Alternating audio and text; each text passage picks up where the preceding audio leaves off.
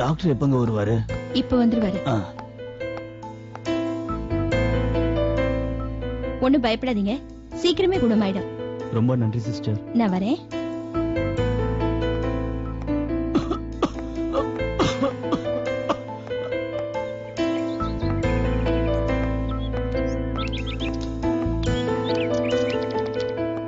வணக்கம்மா.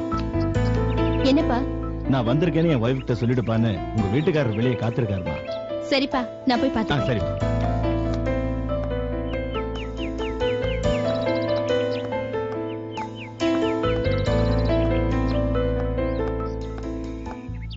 என்னங்க, ஏதாவது அவசரமான விஷயமா? பதட்டப்படாத, எல்லாம் நல்ல விஷயம்தான். மல்லிகா, வர 6ஆம் தேதி சிங்கப்பூர் இமிகிரேஷன் ஆபீஸ்ல விசா விஷயமா உங்ககிட்ட விசாரிப்பாங்களா? சென்னையில இருந்து டிராவல்ஸ் கம்பெனி மேனேஜர் இப்பதான் போன் பண்ணாரு. அநேகமா வர 8ஆம் தேதி நீ சிங்கப்பூர் கிளம்ப வேண்டியிருக்கும். அப்படியா? ஆமா, டாக்டர் கிட்ட விஷயத்த சொல்லி வேலையை ரிசைன் பண்ற விஷயமா பேசிடு. ஏற்கனவே இந்த விஷயத்தை பத்தி லைட்டா சொல்லிருக்கேங்க, இன்னைக்கு உறுதியா சொல்லிடுறேன். அவசரப்பட்டு உடனே ரிசைன் பண்ணிடாத. இன்னும் 2 வாரம் இருக்கு. 2 வார சம்பளத்தை ஏன் எடுக்கணும்? நீங்க சொல்றது சரிதாங்க. நான் இன்னொரு பேஷண்ட அவசரமா பாக்கணும். வரேங்க.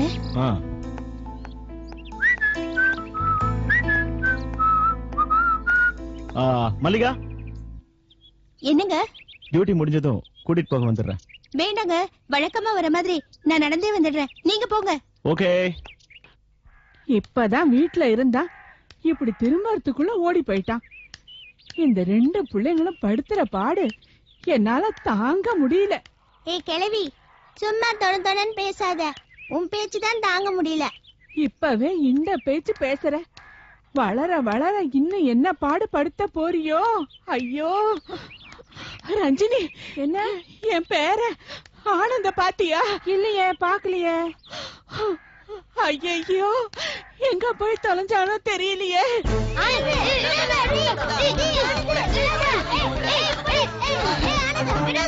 பள்ளிக்கூடமும் ஒழுங்கா போக மாட்டேங்கிறான். போட்டு வச்ச சோத்தையும் நேரத்தோட சாப்பிட மாட்டேங்கிறான். நான் எங்க போய் தேடுவேன்? நான் எங்க போய் தேடுவேன்?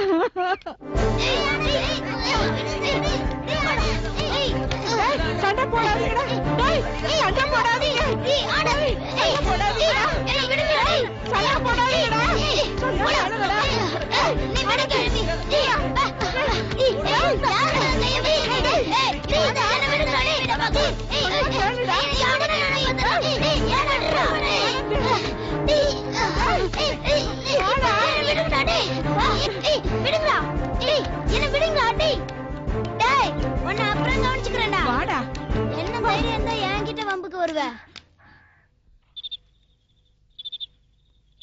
மல்லிகா, சிங்கப்பூர்ல நர்ஸா இருக்கிற என் ஃப்ரெண்டோட அக்கா டெய்ஸி மட்டும் ஹெல்ப் பண்ணலனா நீ சிங்கப்பூர் போறது ரொம்ப கஷ்டம். பாவம், அவங்க தான் அவங்க வேலை பார்க்குற ஹாஸ்பிட்டல்லயே உனக்கு ஸ்டாஃப் நர்ஸ் வேலை வாங்கி கொடுத்துருக்காங்க. உன்னோட பயோடேட்டாவை அனுப்பி வைக்க சொல்லி உனக்காக ரெக்கமெண்ட் பண்ணி 3 வருஷ கான்ட்ராக்ட்ல நீ வேலை பார்க்கறதுக்கு ரொம்ப தான் சிரமப்பட்டிருக்காங்க. சிங்கப்பூருக்கு நீ போன உடனே மனப்பூர்வமா உங்களுக்கு நன்றி சொல்லிடு. கண்டிப்பா சொல்றீங்க. அப்புறம் உனக்கு மாசம் 1.5 லட்சம் ரூபாய் சம்பளம், செலவு போக மீதி பணத்தை கரெக்டா அனுப்பிடு.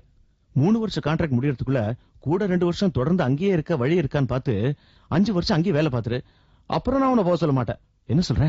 நீங்க சொல்றது தாங்க கரெக்ட். மல்லிகா, 5 வருஷம் உன்னை பிரிஞ்சு இருக்கிறது எனக்கும் கஷ்டம்தான். ஆனா இந்த உலகத்துல பணம் தான் முக்கியம். பணம் இல்லைன்னா எவனும் மதிக்க மாட்டான். நான் சொல்றது சரிதானே? நீங்க சொல்றது 100க்கு 100 சரிங்க. என்ன யோசனை மல்லிகா? வேற ஒண்ணும் இல்ல.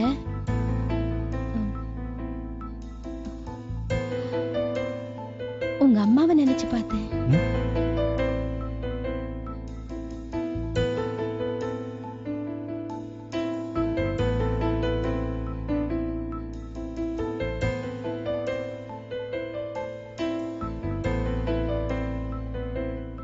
எங்க அம்மா பத்தி என்ன சொல்ல போற? உங்களை சின்ன வயசுல உங்க அம்மா எவ்வளவு கஷ்டப்பட்டு வளர்த்திருக்காங்க. நான் கேள்விப்பட்டிருக்கேன். குடிச்சு குடிச்சு குடல் வெந்தே உங்க அப்பா செத்து போயிருக்காங்க. உங்க அம்மா வருமானத்துக்கு வழி இல்லாம இட்லி அவிச்சு தெரு தெருவா வித்திருக்காங்க. அதுவும் பத்தாம ராத்திரி ரைஸ் மில்லுக்கு போய் நெல் அவிச்சு கஷ்டப்பட்டிருக்காங்க. அந்த கஷ்டத்திலயும் உங்களை ITI வரைக்கும் படிக்க வச்சு மெக்கானிக் ஆக்கியிருக்காங்க. ஆனா நீங்க உங்க முன் கோபத்தினால எந்த மெக்கானிக் ஷாப்லயும் நிரந்தரமா வேலை பார்க்காம 2 பிள்ளைங்களை பெத்தும் பொறுப்பு இல்லாம வேண்டாத ஃப்ரெண்ட்ஸுங்களோட சுத்திட்டு வரீங்க. இந்த உலகத்துல பணம் தான் முக்கியம்னு இப்ப என்ன சிங்கப்பூருக்கும் அனுப்பி வைக்க போறீங்க. உங்களை பிரிஞ்சு குழந்தைங்களை பிரிஞ்சு சிங்கப்பூருக்கு போறத பத்தி நான் கவலைப்படலைங்க. ஆனா உங்க அம்மாவோட கஷ்டத்தை நினைச்சுதாங்க நான் கவலைப்படுறேன். நீ என்ன சொல்ற? மகனை நல்ல நிலைமைக்கு கொண்டு வந்துட்டா வாழ்க்கையில நல்லா இருப்பான்னு அவங்க நம்புற நம்பிக்கை நடக்கிறீங்களா? கடைசி வரைக்கும் கஷ்டத்தை சுமக்கிற நிலைமை நமக்கு மாற போறது இல்லைன்னு கண்ணீர் விடுற அவங்க நிலைமைய எப்பவாவது நினைச்சிருக்கீங்களா? உங்களுக்கு எப்படிங்க அந்த நினைப்பு வரும்? சிங்கப்பூர்ல இருந்து நான் அனுப்ப போற பணத்தோட நினைப்பு வரும். விதவிதமா வெளிநாட்டு பொருள் எல்லாம் வீட்டுக்கு வருங்கிற நினைப்பு வரும். பொண்டாட்டி சம்பாதிக்கிற பணத்தை பை நிறைய வச்சுக்கிட்டு புது புது பைக்ல போற நினைப்பு வரும். பெத்தவளையும் பெத்ததுங்களையும் கொஞ்சம் கூட நினைக்காம ஃப்ரெண்ட்ஸுங்களோட ஆட்டம் போட போற நினைப்பு வரும். உங்க அம்மாவை பத்தின நினைப்பு எப்படிங்க உங்களுக்கு வரும்? காலையிலேயே நான் வேலைக்கு போக வேண்டிய சூழ்நிலை. வீட்டு வேலைங்க எல்லாத்தையும் இந்த வயசான காலத்துல இடுப்பொடிய செஞ்சு நம்ம பிள்ளைங்களையும் கவனிச்சு நம்ம பிள்ளைங்களை பத்தி சொல்லணும்னா அதுங்க ரெண்டும் உங்க அம்மாவுக்கு கொடுக்கற தொல்லையே தாங்க முடியல. எத்தனையோ தடவை நானே நேர்ல பாத்திருக்கேன். எத்தனை நாள் என்கிட்ட சொல்லி சொல்லி அழுதுருக்காங்க தெரியுமா? சின்ன வயசுல உங்களை வளர்த்து ஆளாக்குறதுக்கு பட்ட கஷ்டம் இன்னைக்கு நம்ம பிள்ளைங்க வரைக்கும் தொடருதுங்க. கடைசி வரைக்கும் உங்க அம்மா கஷ்டத்துலதான் வாழணுமா? சந்தோஷம் சமாதானம் நிம்மதி உங்க அம்மாவுக்கும் வேண்டாமா? அதனால நான் ஒரு முடிவுக்கு வந்திருக்கேன். கொஞ்ச காலத்துக்கு வேலைக்கு லீவு போட போறேன். அத்தைக்கு ஓய்வு கொடுத்து நிம்மதியை கொடுக்க போறேன். இந்த வயசுலயே நம்ம பிள்ளைங்களுக்கு ஆண்டவர் வழிகளை சொல்லி கொடுத்து கர்த்தருக்கு பயப்படுறதுதான் ஞானத்துக்கு ஆரம்பம்னு புரிய வைக்க போறேன். நகைகளை பேங்க்ல அடமான வச்சு லோன் போட்டு சொந்தமா மெக்கானிக் ஷாப் வைக்க உதவி பண்றேன். இந்த வீட்டை விட்டுட்டு வேற வீட்டுக்கு வாடகைக்கு போயிடலாங்க. இது பாருங்க, உங்களுக்காக உங்க அம்மா பட்ட கஷ்டத்தை உணர்ந்தீங்கன்னா நிச்சயமா மெக்கானிக் ஷாப்பை நல்லா நடத்துவீங்க. நம்ம பிள்ளைங்களுக்கு நல்ல விவரம் தெரிஞ்ச பிறகு நான் சிங்கப்பூர் போறத பத்தி முடிவு பண்ணிக்கலாம். ஆனா நீங்க என்ன நினைக்கிறீங்களோ தெரியாது. கடைசியா ஒரு வார்த்தை, பரிசுத்த வேதம் அருமையா சொல்லி இருக்கிறத சொல்றேன். பெற்றார் செய்த நன்மைகளுக்கு பதில் நன்மைகளை செய்ய கற்றுக்கொள்ள கடவர்கள். அது நன்மையும் தேவனுக்கு முன்பாக பிரியமுமாய் இருக்கிறது. ஆண்டவருக்கு பிரியமா இருக்க போறீங்களா? இல்ல பண ஆசை பிடிச்சு எங்க அம்மா கஷ்டப்பட்டாலும் நீ சிங்கப்பூருக்கு போய்தான் ஆகணும்னு அடம் பிடிக்க போறீங்களா? நாளைக்கே சென்னைக்கு புறப்படணும். தயாரா இரு.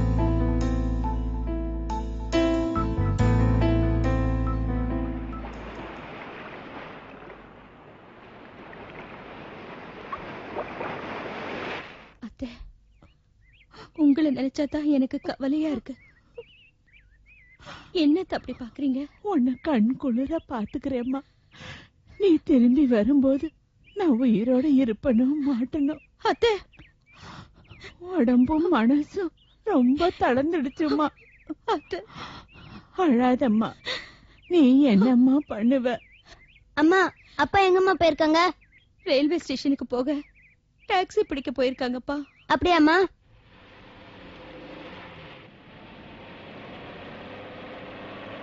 வண்டி நிறுத்து.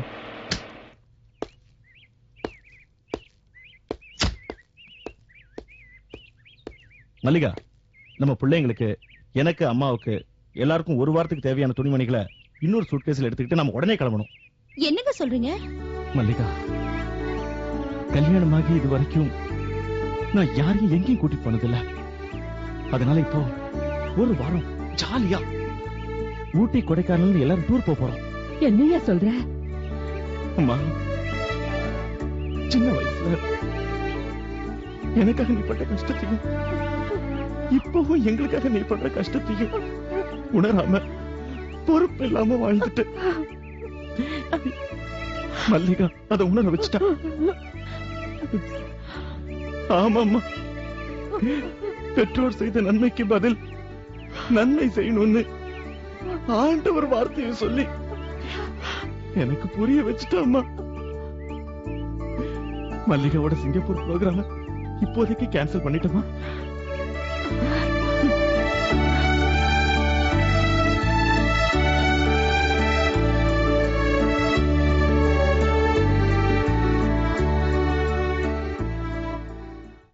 கர்த்தரும் இரட்சகரும் ஆகிய இயேசு கிறிஸ்துவின் இனிதான நாமத்தில் உங்கள் யாவருக்கும் என் அன்பின் வாழ்த்துக்களை தெரிவித்துக் கொள்கிறேன்.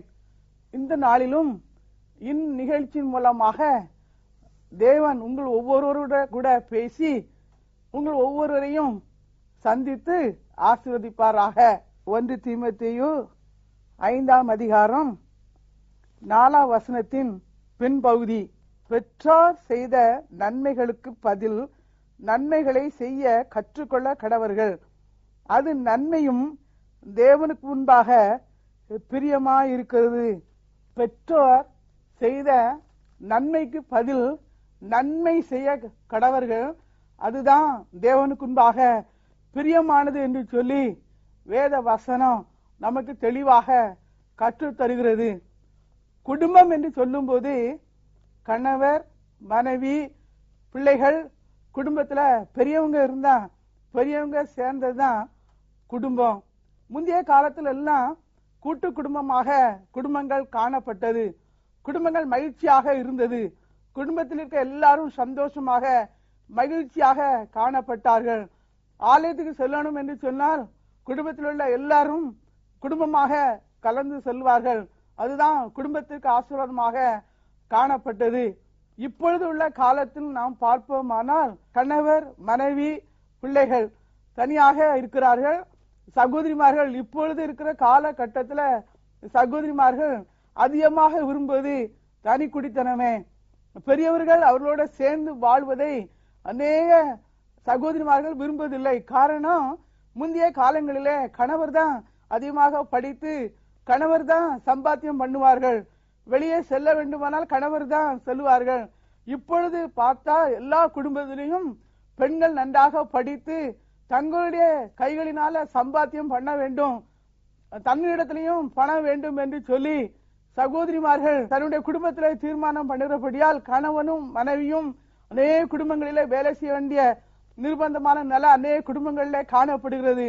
பிள்ளைகள் ஸ்கூலுக்கு கடந்து சென்று விடுவார்கள், பெற்றோர் வேலைக்கு சென்று விடுவார்கள், சாயங்காலத்திலே கடந்து வருவார்கள். தங்களுக்கு தேவையானதை சமைத்து அவர்களே சாப்பிட்டு குடும்பத்தை நடத்தி கொள்கிறார்கள். பெற்றோர்கள் இருந்தால், முதியவர்கள் இருந்தால் கவனிக்க முடியாது என்று சொல்லி அநேக குடும்பங்களிலே பெரியவர்களை, பெற்றோர்களை புறக்கணித்து விடுறாங்க. இன்னைக்கு அநேக குடும்பங்களில பெற்றோர் கண்ணீர் வடித்துக் கொண்டிருக்கிறத எங்களுடைய ஊழியத்தின் பாதையிலையும் எங்களுடைய தனிப்பட்ட முறையிலையும் காண முடிகிறது. குடும்பம் நடத்துற நம்முடைய வாழ்க்கையில நாம் நம்முடைய குடும்பத்துல எப்படி இருக்கிறோம்? ஒரு நாள்ல சகோதரர் அவர்கள் ஒரு 3 நாள் காய்ச்சல்ல கொடிய ஜுரத்தினால பாதிக்கப்பட்டிருந்தார்கள். அப்பொழுது டாக்டர் இடத்துல நாங்கள் கொண்டு சென்றோம். டாக்டர் 3 நாள் ஆஸ்பத்திரியில இருக்க வேண்டும் என்று சொன்னார்கள். சரி என்று சொல்லி நாங்கள் ஆஸ்பத்திரியில சகோதரரை வைத்திருந்தோம். அவர்களுக்கு ட்ரிப்ஸ் எல்லாம் ஏத்தினார்கள். அப்ப ஆஸ்பத்திரியில இருக்கும்போது நான் பக்கத்துல இருக்கிற ரூம் எல்லாம் போய் இங்க யாரெல்லாம் இருக்கான்னு சொல்லி பார்த்துட்டு வருவேன். அப்போ ஒரு நாள்ல ஒரு அருமையான ஒரு தாயாரு படுத்து ஒரு பெட்ல படுத்திருக்காங்க. அவங்க முகம் நல்லா வீங்கிவே இருக்குது. வாயில ஏதோ ஒரு பூச்சி கடிச்சதுனால முகம் பாய்சன் ஆகி முகம் ஃபுல்லா வீங்கிவே இருந்தது. அப்பொழுது அந்த அவர்களை பார்க்கும்படியாக உறவினர்கள், சொந்தக்காரர்கள், மருமக்கமார்கள் எல்லாரும் வந்து கொண்டே இருந்தார்கள். அவர்கள் என்னிடத்திலும் பேசினார்கள். திடீரென்று சொல்லி ஒரு நாள் எல்லாரும் அந்த வயதான அம்மாவை பார்த்து விட்டு முகத்தை சுளித்து கொண்டு போனார்கள். எனக்கு என்ன என்று சொல்லி விளங்கவில்லை. அப்பொழுது நான் டாக்டர் இடத்துல கேட்டேன், அந்த அம்மாவுடைய காரியம் என்ன? அவர்கள் அப்படியே படுத்திருக்கிறார்களே, கண்ணை திறக்கவிலேயே மூடியே படுத்திருக்கிறாங்களே, என்ன என்று சொல்லி கேட்கும்போது, அக்கா ஏதோ ஒரு பூச்சி வாய்க்குள்ள கடித்த நிமித்தமாக முகம் பெரிதாக வீங்கிருந்தது, இப்பொழுது வற்றி விட்டது. அந்த மருமக்கமாரு மாமியாரு எப்பவும் சாவார்கள், அடக்கம் பண்ணி விட்டு போய்விடலாம் என்று சொல்லி அவர்கள் நினைக்கிறார்கள். ஆனா மாமியாருக்கு இன்னைக்கு பார்த்து முகம் கொஞ்சம் வத்தி இருக்குது அப்படின்னு சொன்னாங்க. இனி தேடிடுவாங்களோ, யார் வைத்து மாமியாரை பார்ப்பது என்று சொல்லி ஒவ்வொரு மருமகளும் கடந்து போய் விட்டார்கள். இனி ஆஸ்பத்திரி விட்டு கொண்டு போயிடுறோம்னு சொன்னாங்க அப்படின்னு சொன்னாங்க. ஏன் டாக்டர்னு சொல்லி கேட்கும்போது இனி சுகமாயிரும், சுகமான யார் வீட்டுல வச்சு பாக்குறது, ஆஸ்பத்திரியில இருந்தா அவங்க மறிச்சு போயிருவாங்கன்னு சொல்லி அவங்க நினைச்சிருக்கிறாங்க. ஆனா அவங்களுக்கு இப்ப கொஞ்சம் சுகமாயிருக்கு, இனி நல்ல சுகமாயிரும். இது அவங்க மருமக்கமார்களுக்கு வேதனைன்னு சொன்னாங்க. எத்தனை குடும்பத்துல நம்ம இப்படிப்பட்ட நிலைமையில இருக்கிறோம்.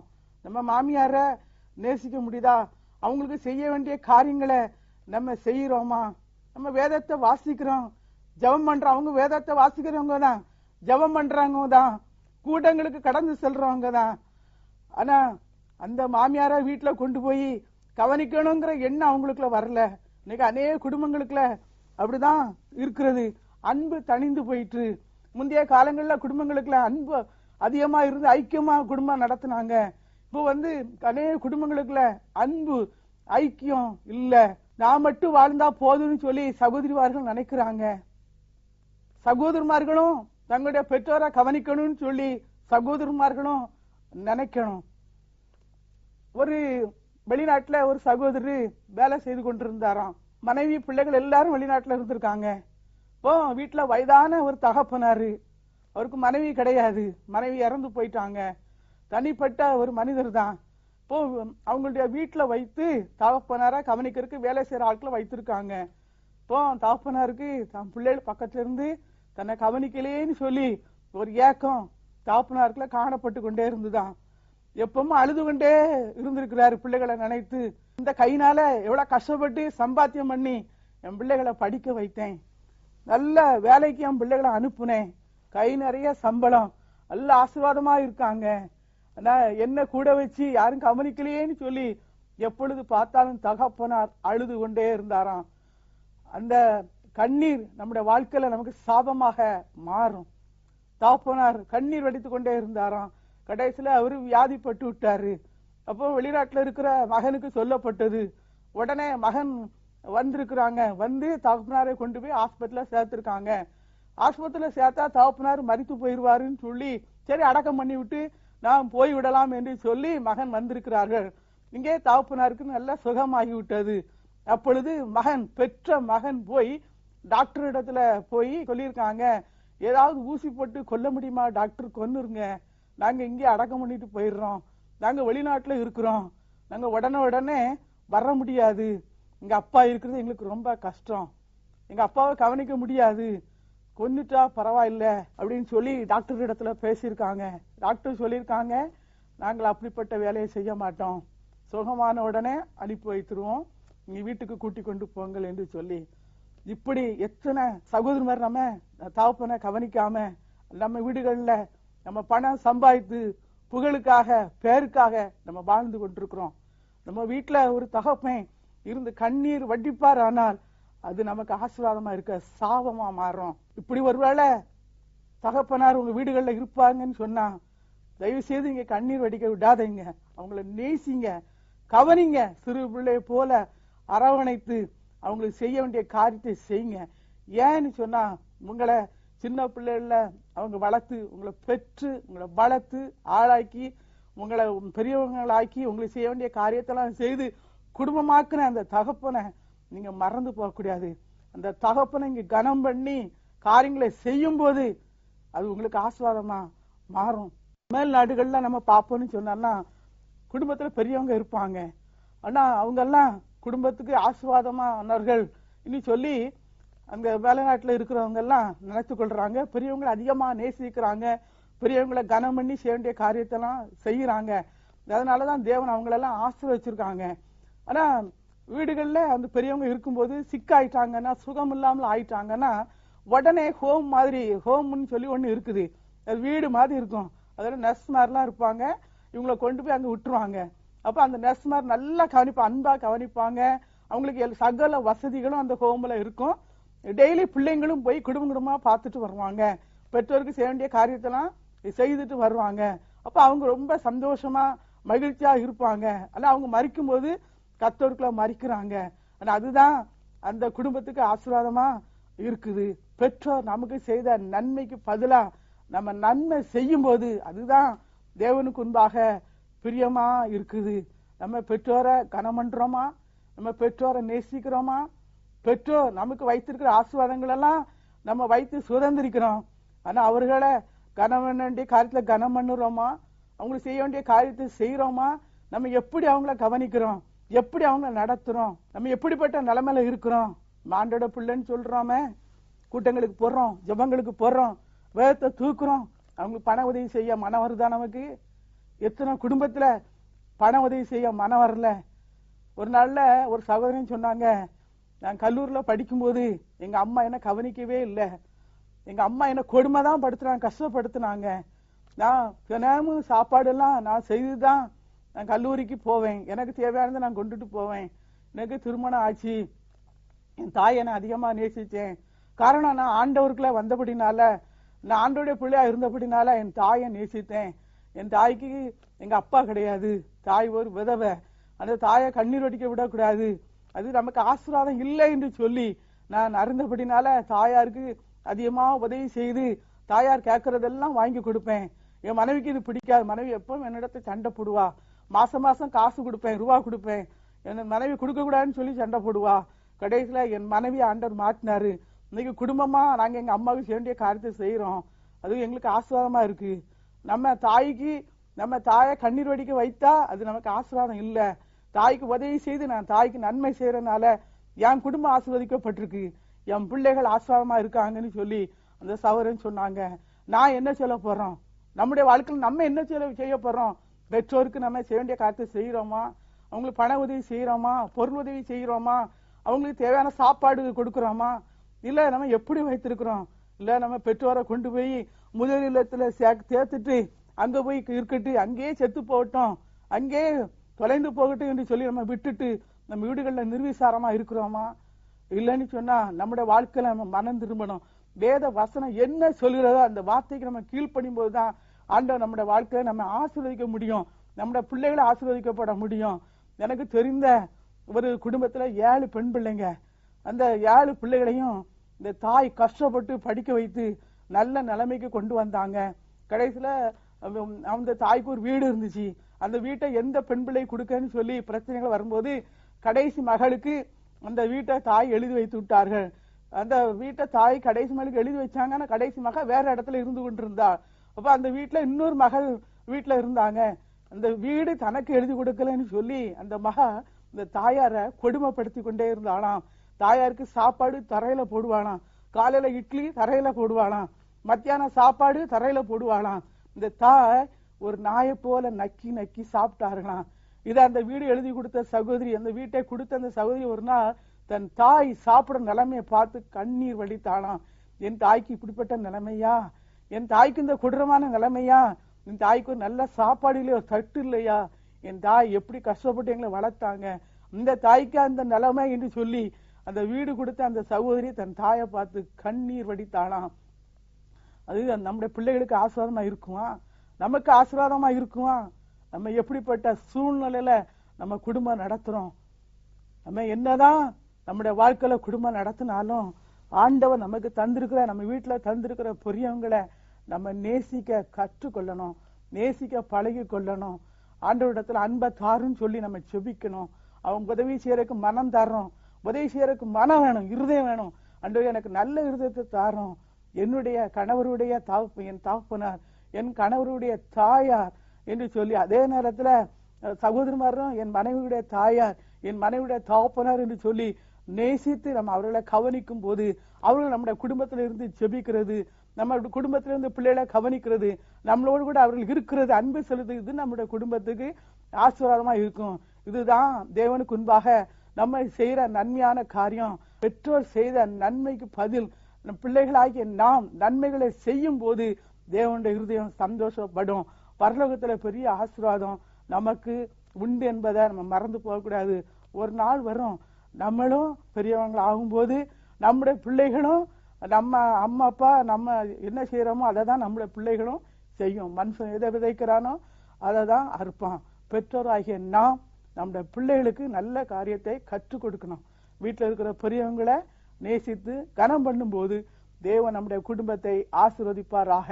நாம் ஜெபிப்போமா? அன்பின் ஆண்டவரே, உமக்கு நன்றி செலுத்துறப்பா, உம்மை துதிக்கிறப்பா, உம்மை ஸ்தோத்தரிக்கிறோம் ஆண்டவரே. குடும்பங்களுக்காக பாரத்தோடு உம்முடைய முகத்தை நோக்கி பார்க்கிறேன் ஆண்டவரே. நீர் கொடுத்த குடும்பம் ஆண்டவரே, குடும்பங்களுக்குள்ள நீ கிரியை நடப்பிக்க முடியா ஜெபிக்கிற ஆண்டவரே. எத்தனை குடும்பங்களுக்குள்ள வேதனை ஆண்டவரே, எத்தனை குடும்பங்களுக்குள்ள கண்ணீர் ஆண்டவரே, எத்தனை குடும்பத்துல கலக்கத்தின் மத்தியில நிக்கிறேன் அறிந்திருக்கிற ஆண்டவரே. பிள்ளைகளை பெற்றும் தனக்கு ஒரு உதவி இல்லைன்னு சொல்லி வேதனைக்கு மத்தியில நிற்கிற தகப்பன்மார்களை பாரும் ஆண்டவரே.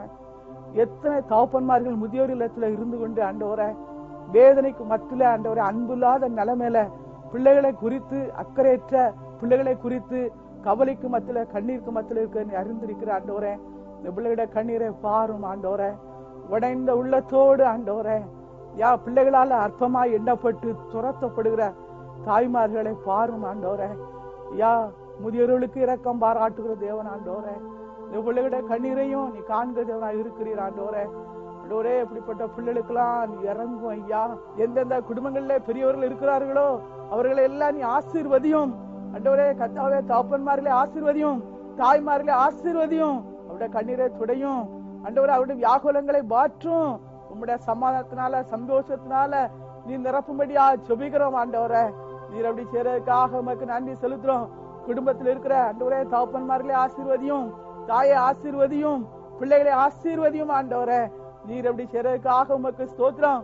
குடும்பங்களுக்குள்ளே ஆண்டவரே உம்முடைய அன்பினால நிரப்பும். குடும்பங்கள் உம்முடைய அன்பினால கட்டப்படட்டும். குடும்பத்திலே உம்முடைய சமாதானம் நிறைவாய் காணப்படட்டும் ஆண்டவரே. உம்மால் ஆசீர்வதிக்கப்பட்ட குடும்பமாய் குடும்பங்கள் மாறட்டும். குடும்பத்திலே காணப்பட்ட சாபங்கள், குடும்பத்திலே காணப்பட்ட சாபத்தின் வல்லமைகள் முறிக்கப்படட்டும் ஆண்டவரே. குடும்பமால கட்டப்படட்டும். உம்முடைய நாம மட்டும் குடும்பத்துல மகிமைப்படட்டும் ஆண்டவரே. நீர் அப்படி செய்யறதுக்காக உமக்கு நன்றி செலுத்துறோம். இயேசு நாமத்தில் ஜெபிக்கிறோம் நல்ல பிதாவே, ஆமென், ஆமென். எனக்கு அருமையானவர்களே, இந்த நிகழ்ச்சியின் மூலமாக ஆண்டவர் உங்களுடைய இருதயங்களை தொற்றுப்பார் என்று சொல்லி நம்புகிறேன். குடும்பங்களுக்காக நீங்க ஜெபிங்க. உங்க வீட்டுல இருக்கிற பெரியவங்களை நீங்க கனம் பண்ணுங்க. இதுவரைக்கும் நீங்க மதியாம அவமதிச்சு இருந்தா இனி ஆண்டவரிடத்துல ஆண்டவரே அவர்களை நேசிக்கக்கூடிய இருதயத்தை தாரும், அவர்களை கனம் பண்ணக்கூடிய இருதயத்தை தாரும், எப்படியாவது எனக்கு உதவி செய்ய ஒரு சந்தர்ப்பம் தாரும்னு சொல்லி நீங்க கேளுங்க. ஆண்டவரிடத்துல கேட்கும்போது ஆண்டவர் உங்களுக்கு சந்தர்ப்பத்தை தருவாரு. நீங்க அந்த பெற்றோருக்கு நன்மைகளை செய்யும் போது தேவன் உங்களோட வாழ்க்கை நன்மையான காரியத்தை செய்வாரு. உங்களோட பிள்ளைகளை ஆசீர்வதிப்பாரு, உங்களோட தேவைகளை சந்திப்பாரு, உங்களோட குடும்பம் மகிழ்ச்சியாக இருக்கும். தேவன் தாமே உங்களை ஆசீர்வதிப்பாராக. ஆமென்.